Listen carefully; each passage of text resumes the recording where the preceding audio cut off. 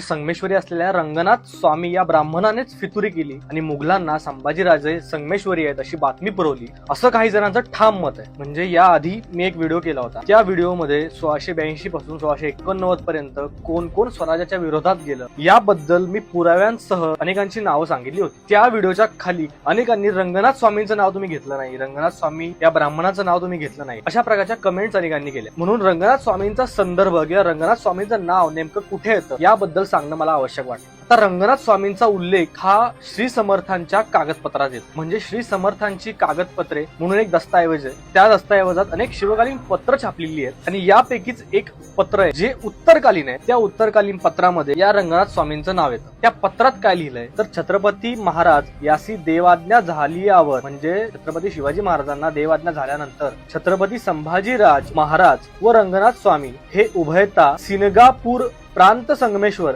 म्हणजे श्रृंगारपूर प्रांत संगमेश्वर येथे हे उभयता होते, तेव्हा छत्रपती संभाजीराज महाराज यास कब्जीनं मोगलाईत धरून नेलियावर रंगनाथ स्वामी तेथून निघून वाघापूर प्रांत चाफळखोर तेथे येऊन ते राहिले. म्हणजे या पत्रावरून आपल्याला समजतंय की संभाजीराजे आणि रंगनाथ स्वामी हे एकमेकांना कदाचित भेटले असावेत आणि भेटले हे असतील, परंतु या एका उल्लेखावरून रंगनाथ स्वामींनीच फितुरी केली आणि मुकरब खानाला संभाजीराजे कुठे आहेत याबद्दल माहिती पुरवली हे अजिबात सिद्ध होत.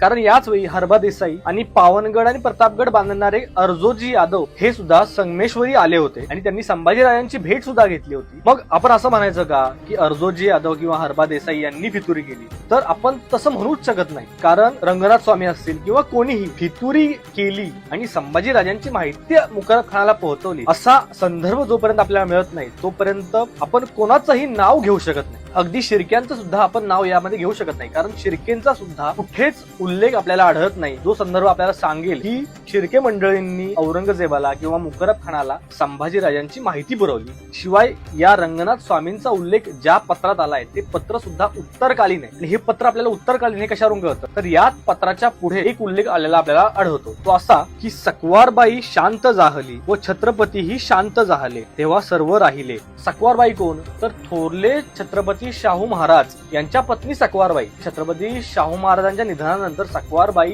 सती गेल्या होत्या. म्हणजे थोडक्यात काय तर 1749च्या नंतरचा हा कधीचा तरी उल्लेख आहे ज्यामध्ये लिहिलेलं आहे की रंगनाथ स्वामी हे संभाजीराजांसोबत संगमेश्वरी होते, इतकंच लिहिलेलं आहे. परंतु यावरून हे सिद्ध होत नाही की रंगनाथ स्वामींनी फितुरी केली.